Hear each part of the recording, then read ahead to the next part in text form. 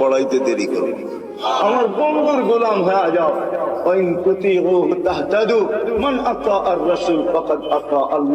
যে আল্লাহর রসুলের গোলাম হলো সে আল্লাহর গোলাম হিসাবে স্বীকৃতি পাবে। আল্লাহ বলে সহজ করে দিলাম, কঠিন করলাম না, আমার বন্ধুর গোলাম হয়ে যাও। বাস্তবিক এটাই সত্য, কবির ওই কথাই সত্য, क्या वफा तूने मोहम्मद से तो हम तेरे हैं। तो अल्लाह बोलते আমার বন্ধুর গোলাম হয়ে দেখ, আমি তোর হয়ে যাব। ये दुनिया क्या चीज है, लोह कलम तेरे हैं।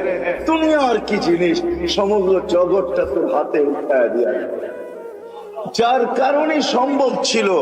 আজকে তো আমরা যান্ত্রিক জিনিস দিয়ে যান্ত্রিক জিনিসকে হ্যাক করি, ঠিক না? মনে হয় বোঝেন নাই, যান্ত্রিক জিনিস দিয়ে যান্ত্রিক জিনিসকে, টেকনোলজির মাধ্যমে টেকনোলজিকে আমরা হ্যাক করি, ঠিক না? আলী রাদিয়াল্লাহু তাআলা আনহু সূর্যকে হ্যাক করতেছে ইশারা দিয়া, কত বড় হ্যাকার চিন্তা করেন। দাউদ আলাইহিস সালাম সূর্যকে হ্যাক করতেছে ইশারা করা, তুবিস না আসর পড়ি না ওইখানে দাঁড়ায়, অথচ গতি পার ঘন্টায় কত 6 লক্ষ মাইল পার ঘন্টায় গতি হ্যাক করতেছে। আপনি তো আজকে ভিডিও কলিং বলেন, এই সূত্র দুনিয়া পাইছে তো পাইছে কোত্থেকে আমাকে বলেন? মুঠোফোনের সূত্র আসছে তো আসছে কোত্থেকে? 1400 বছর আগে ওমর রাদিয়াল্লাহু তাআলা মুঠোফোনের সূত্র আমাদের কাছে উঠায় দিয়েছেন, যিনি মেম্বরে দাঁড়ায় বলছিলেন সারিয়াত আল জাবাল। 3000 কিলোমিটার দূরে বন্দর আব্বাসে ছিল সারিয়া, সেনা প্রধান ছিল 3000 কিলোমিটার দূরে বন্দর আব্বাস ইরানের শহরে। মেম্বরের উঠতেছিলেন সিঁড়িতে আর বলতেছিলেন সারিয়াত আল জাবাল, সারিয়া পাহাড় সামলা। 6 মাস পরে যদি যখন মদিনা মুনাওয়ারায় আসছে, সবাই জিজ্ঞাসা করছে সারিয়া সামিতা সৌতা আমির আল মুমিনিন, আমিরের মুমিনের আওয়াজ কি তুমি শুনছিলে? তো সে হাসতেছে, বলতেছে শুনি নাই, শুধু রাআইতু আন্নাহু ওয়াকিফুন আলা মিম্বারির রাসূল, আমি দেখছি উনি আল্লাহর রাসূলের মেম্বরে দাঁড়ায় আমাকে পাহাড় দেখায়। সূত্র আসছে তো মুঠোফোনের ওইখান থেকে আসছে।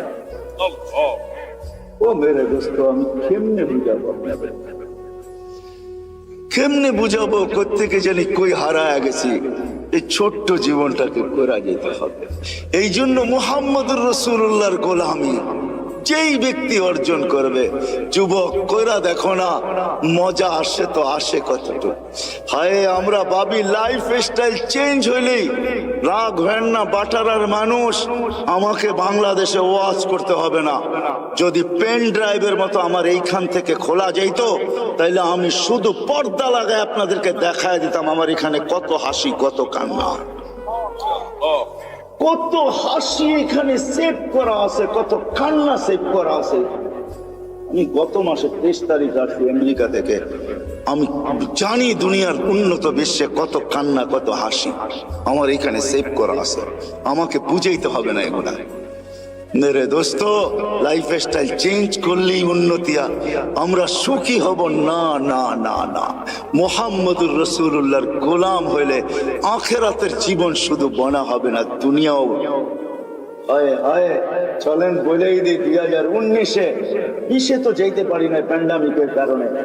21-এ যখন গেছি, 2019-এ আমি এয়ারপোর্ট থেকে বাহির হয়েছিলাম, আমেরিকার কোন এয়ারপোর্ট থেকে।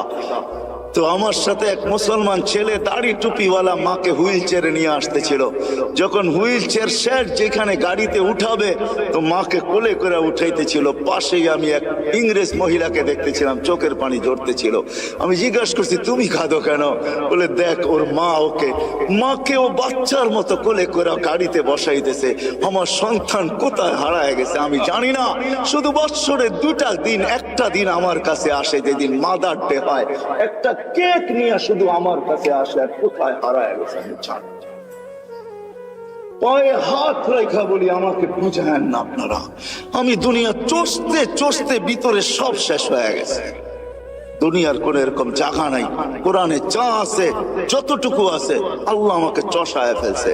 কেন চষাইছে তাও জানি না। হয়তো আমাকে পিটাবে বেশি, এই জন্য হয়তো চষাইতে পারে, যে তোকে পিটাবো বেশি এই জন্য দেখায় তোকে পিটাবো, এটাও হতে পারে, জানি না। কিন্তু আমি চৈষা বলতেছি, লাইফ স্টাইল চেঞ্জ করলেই জীবন সুখী হয়। হায় হায়, আমি বাংলাদেশিদেরকে চিনি চিনি চিনি, অনেককে চিনি যারা হাতে ধরা চোখের পানি ঝরায়। প্রত্যেকবারই দুই চারজনকে পাই, মা বাবা বাবা বলে, মার সাথে তো সাক্ষাৎ হয় না, কিন্তু বাবা বলে হুজুর দোয়া করেন। আমার জানা ছিল না যে বুড়া বয়সে আমার ছেলের ঘরে আমাকে চাকর হইতে হবে, আমি জানি না।